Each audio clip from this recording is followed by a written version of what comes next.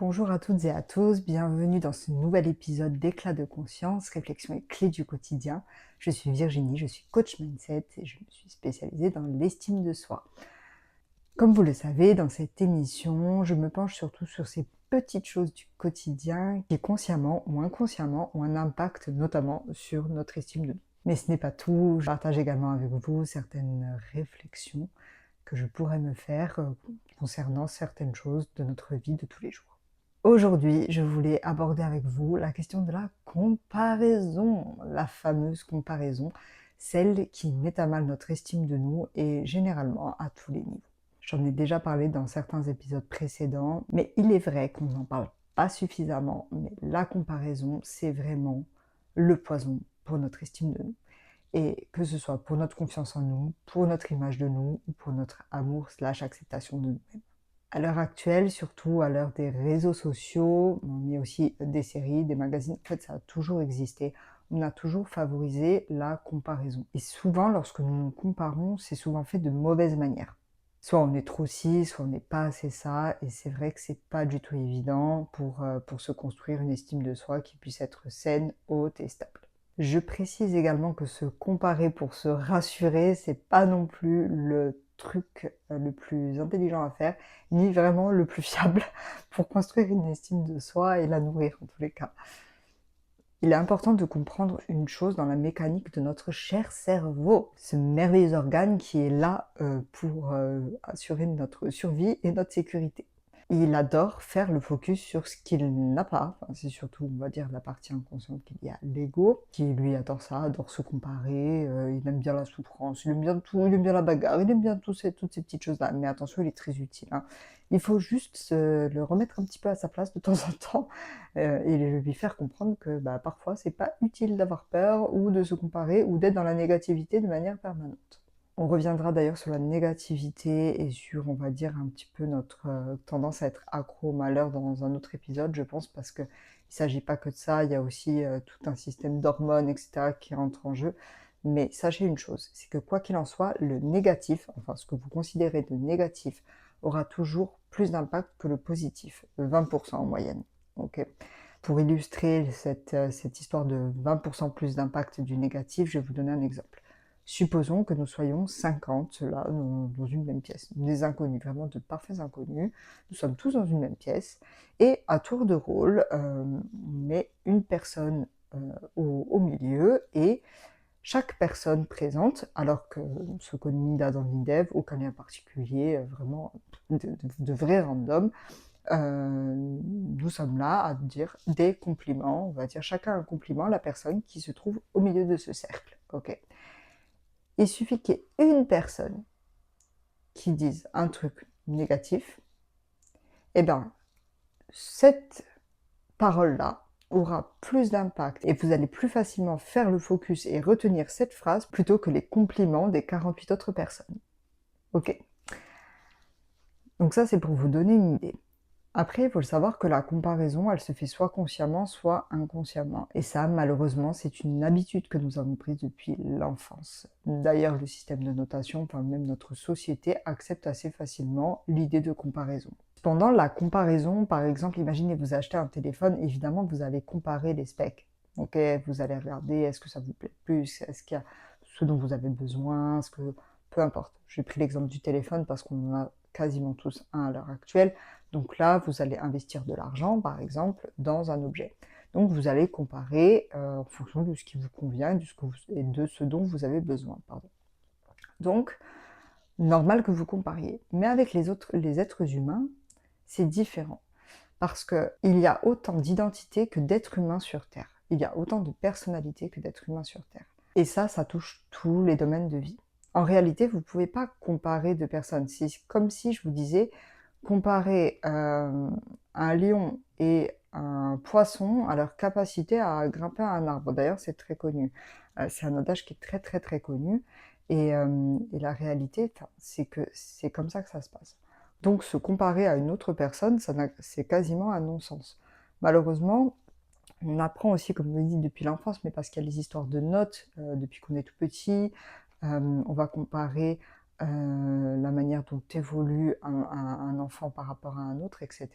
Alors qu'il y a aussi une histoire de priorité qui s'organise dans le cerveau, surtout à ces âges-là. Il y a des enfants qui se déplacent avant de parler et d'autres qui parlent avant de se déplacer. Pour vous donner un exemple tout à fait personnel, dans ma fratrie, nous avons été deux enfants. Mon frère parlait avant de se déplacer et moi je me déplaçais avant de parler. Et croyez-moi que mes parents ils ont été extrêmement surpris. Parce que deux membres d'une même fratrie, avec seulement 3 ans d'intervalle, on n'a pas du tout évolué de la même manière et nos priorités étaient totalement différentes. C'est vraiment une image pour que vous compreniez.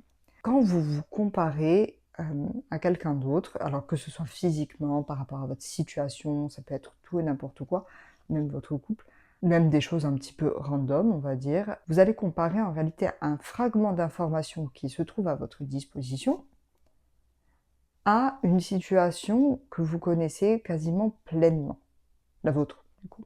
Je vais prendre l'exemple du couple Gaulle. Souvent, on va voir, imaginez, vous avez vous avez une forme d'admiration pour un couple, d'influenceurs, soit de stars, hein, peu importe, de célébrités. Et forcément, vous allez donc voir certaines images, certains moments très précis de leur potentielle complicité, et vous allez peut-être, si vous êtes en couple, comparer avec votre vie de couple actuelle. Mais en fait, vous n'avez pas d'informations, on va dire, de faits concernant la vie de couple des personnes que vous admirez. Vous vous faites des suppositions. Donc vos comparaisons, elles sont en plus basées sur des films que vous vous faites dans votre tête et non pas sur des faits. De la même manière, même quand vous vous comparez à quelqu'un, même dans votre vie de tous les jours, hein, c'est tout à fait possible, lorsque vous vous comparez, ça revient un petit peu à être autour d'une table, durant un repas, et à regarder en permanence dans l'assiette de l'autre ce qui se passe, sans même vous occuper de la vôtre. Donc vous allez baver devant la nourriture, toute la nourriture, parce qu'en plus elle sera forcément à vos yeux plus remplie, ce sera la plus remplie, la plus belle, celle où il y aura vraiment tous les aliments, alors que vous êtes à table, il y a juste à se servir, tous les plats sont là. Bon, des fois il y en a qui sont un petit peu plus éloignés, ça va nous demander un petit peu plus d'efforts, ça va nous demander un peu plus de travail pour l'obtenir, mais c'est comme si vous faisiez abstraction totale de ce que vous aviez dans votre propre assiette. Sauf que de regarder dans l'assiette du voisin, ça ne va pas remplir la vôtre. Pas du tout. Et même pour se motiver, la comparaison, c'est vraiment pas quelque chose de sain à faire. On a aussi une tendance à se comparer physiquement aux personnes. Mais comment vous pouvez vous comparer physiquement à quelqu'un alors que fondamentalement, vous n'êtes pas fait des mêmes gènes, vous n'avez pas les mêmes parents, et encore même dans une fratrie, il y a une roulette, il y a un petit peu le loto de la génétique qui entre en jeu. Combien il y a de fratries qui ne se ressemblent pas physiquement? Vraiment, il est impératif de comprendre que de se comparer, là j'ai pris l'exemple du physique pour que ça parle à tout le monde, c'est un non-sens. C'est un non-sens. D'accord? Mais forcément, vous faites le focus sur ce que vous n'avez pas. Souvent, quand on se compare, on fait le focus sur ce qu'on n'a pas et ce dont on suppose manquer. Sauf que combien de fois, certaines personnes, même qu'elles soient random, que ce soit des personnes que vous connaissiez bien, vous font remarquer une chose positive à votre sujet dont vous n'aviez même pas conscience. Alors bien sûr, à l'heure des réseaux sociaux où les gens s'exposent et exposent leur situation, mais c'est pareil pour les séries par exemple ou pour les films. Évidemment, les producteurs, ils vont prendre des acteurs, des actrices qui donnent envie, qui selon eux, selon leurs critères, font rêver ou selon les critères de beauté. Ça aussi, on en parlera, on en parlera dans l'image de soi, mais en réalité, c'est pas parce que vous ne ressemblez pas à ce qui vous est montré, et je rappelle que vous n'avez accès qu'à une toute petite, infime, minime partie d'information. N'oubliez pas qu'en plus, les retouches, ça existe. Maintenant, avec l'IA, on peut carrément créer quelqu'un qu'on pourrait qualifier de parfait qui n'existe même pas, des personnes qui n'existent pas. Vous allez vous comparer à des choses qui ne sont même pas forcément réelles.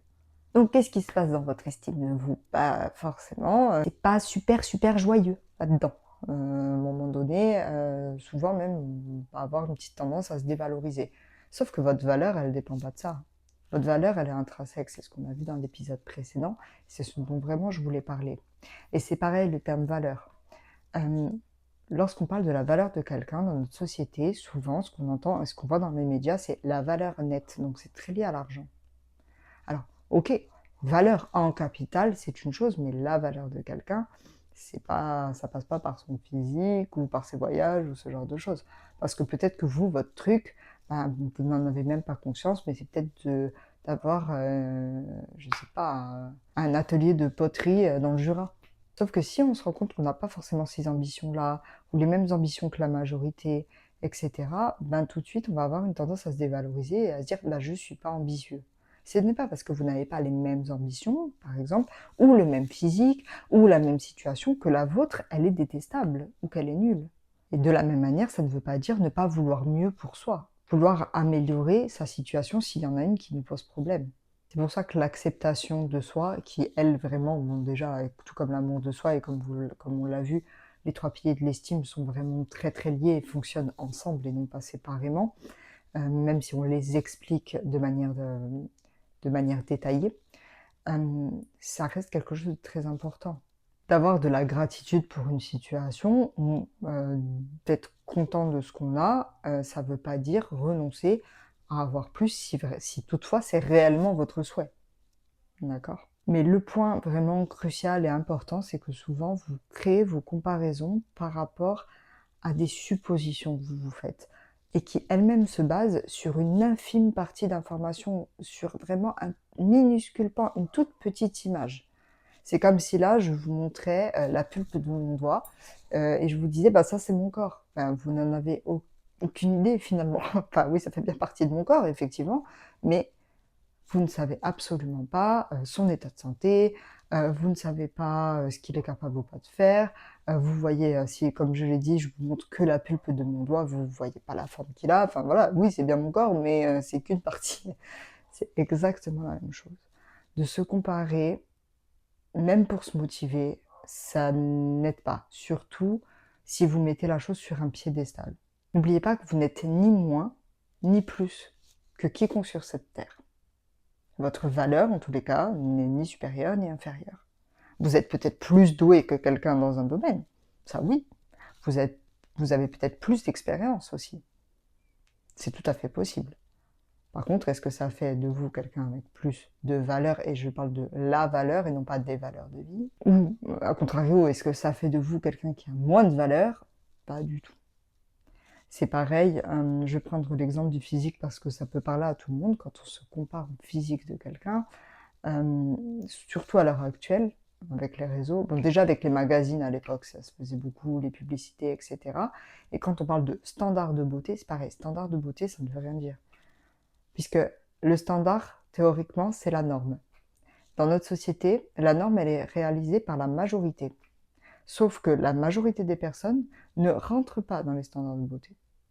Là, je prends l'exemple du physique parce qu'en termes de métaphore, c'est vraiment ce qu'il y a de plus facile à comprendre pour faire passer mon message.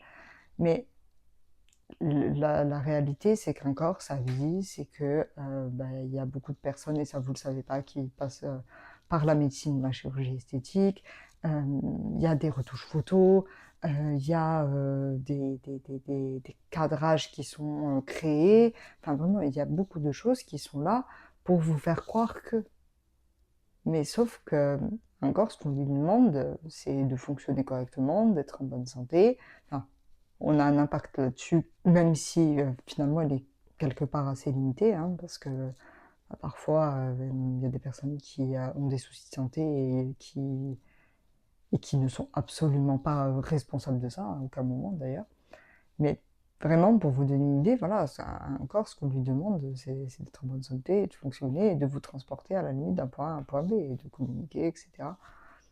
Là pour vous permettre de vivre votre vie, tout simplement. Et c'est pas parce qu'il ne ressemble pas à quelque chose qui est projeté de manière permanente que pour autant il n'est pas beau, il n'est pas digne d'amour, d'être accepté, ou il n'est pas digne tout court. Donc la comparaison, consciente ou inconsciente, c'est quelque chose qu'on nous a malheureusement appris à faire. C'est vraiment un élément auquel on a été soumis depuis petit, parce que ça vient aussi des parents qui nous comparent aux amis, qui nous comparent aux frères, aux sœurs, aux cousines, bref, aux cousins, peu importe. Donc c'est malheureusement quelque chose qu'on a pris l'habitude de faire. Sauf que vous allez vous comparer à qui? La seule personne à laquelle vous pouvez vous comparer, c'est vous, éventuellement. Et encore, parce que votre situation, elle évolue, votre vie, elle évolue en permanence. Hein. Donc, et vous, vous évoluez en permanence. Parfois, il suffit d'une seconde pour changer quelqu'un. Une expérience positive, négative, etc. Pour que vous, ça vous fasse évoluer dans un sens ou dans un autre. Et c'est pareil, ça dépendra toujours de votre perception, finalement. Si vous estimez que quelque chose est négatif, bah, vous allez dire que forcément, ça vous fait évoluer dans un sens plutôt négatif, assez peu plaisant. Alors que si pour un même événement, c'est neutre ou si c'est positif, bah forcément, vous aurez encore deux chemins différents. Donc s'il vous plaît, prêtez attention lorsque vous réalisez des comparaisons. Ok, par rapport à vos situations, par rapport à vous, par rapport aux autres. Vraiment, évitez parce que, ben, en réalité, on n'a pas le même sac de billes. On a des billes, mais c'est pas les mêmes. D'accord? On n'a pas le même nombre, on n'a pas la même forme, on n'a pas les mêmes sortes de billes. Et c'est pas parce que vous n'avez pas le même calot que la personne là-bas qui a, selon vous, selon votre interprétation et vos films, tout ce que vous souhaitez, ce que vous pensez vouloir en tous les cas, ça ne veut pas dire que vous êtes sans rien et que ça n'a pas de valeur. Parce qu'autant vous avez un calot pépite. Et peut-être qu'il y en a 4 à côté qui veulent absolument votre calot pépite. Mais que vous ne voyez même plus parce que vous voulez le calot œil de chat. Donc pour sortir de la comparaison, eh bien la clé c'est de s'observer, c'est de se rendre compte déjà lorsqu'on se compare, généralement négativement, c'est d'observer quand vous réalisez une comparaison dans votre tête, mais aussi ce qui se passe au niveau cognitif, quelles sont vos pensées et les discours intérieurs que vous entretenez. Quelle est l'histoire que vous vous racontez dans votre tête? Plus vous prêtez attention, plus vous pouvez changer cet élément. Et plus vous changez cet élément, et plus vous prêtez attention, et plus vous coupez l'herbe sous le pied à votre habitude de comparaison, moins elle va se présenter. Et si en plus vous avez une tendance à vous comparer de manière à vous dévaloriser, mais c'est l'occasion parfaite pour arrêter de faire ça. Vraiment, et pour prêter attention et à la limite changer votre discours. Ça arrive. En plus, n'oubliez pas qu'un discours interne, il peut avoir un impact émotionnel. Mais pas parce qu'il s'est passé quelque chose, parce que vous êtes en train de vous raconter une histoire qui vous fait vous sentir mal ou vous fait vous sentir bien. Donc s'il vous plaît, prêtez attention à ce que vous avez, prêtez attention à ce que vous aimez dans votre vie, à ce que vous aimez chez vous. Mettez plutôt le focus sur ce que vous avez déjà et là où vous voulez aller, mais pas sur ce que vous n'avez pas et là où vous vous comparez de manière négative. Il vous suffit d'observer le penseur. Je vous rappelle que vous n'êtes pas vos pensées, donc s'il vous plaît, plus vous observez, plus vous relevez, plus vous avez une action sur votre discours interne, plus déjà vous saurez repérer lorsque ça se passe même de manière inconsciente. D'ailleurs, l'émotionnel est votre boussole, donc n'oubliez pas que si vous vous sentez pas bien, c'est que potentiellement quelque chose même de manière inconsciente est venu soit dépasser une limite, soit venu vous renvoyer à une expérience douloureuse. Donc écoutez vos émotions, il ne s'agit pas là de les refouler, pas du tout. On ne fait pas ça, on ne refoule pas. S'il vous plaît, ne refoulez pas vos émotions, écoutez-les, prêtez attention et changez votre discours interne lorsque cela est nécessaire. Cet épisode touche à sa fin. Je vous invite vraiment à prêter attention et à cesser les comparaisons inutiles et surtout celles qui vous sont douloureuses parce que je vous promets que ça ne va pas vous aider et vous pouvez totalement commencer à construire votre estime de vous en changeant vos discours internes et en vous rendant compte lorsque vous comparez ou lorsque vous comparez les situations et souvent votre désavantage. J'espère que cet épisode vous aura aidé, vous aura plu, vous aura permis de prendre conscience de certaines choses. N'hésitez pas à liker, à vous abonner et éventuellement à partager si vous pensez que cela peut être utile à quelqu'un que vous connaissez. On se retrouve mardi prochain pour un nouvel épisode d'Éclat de conscience.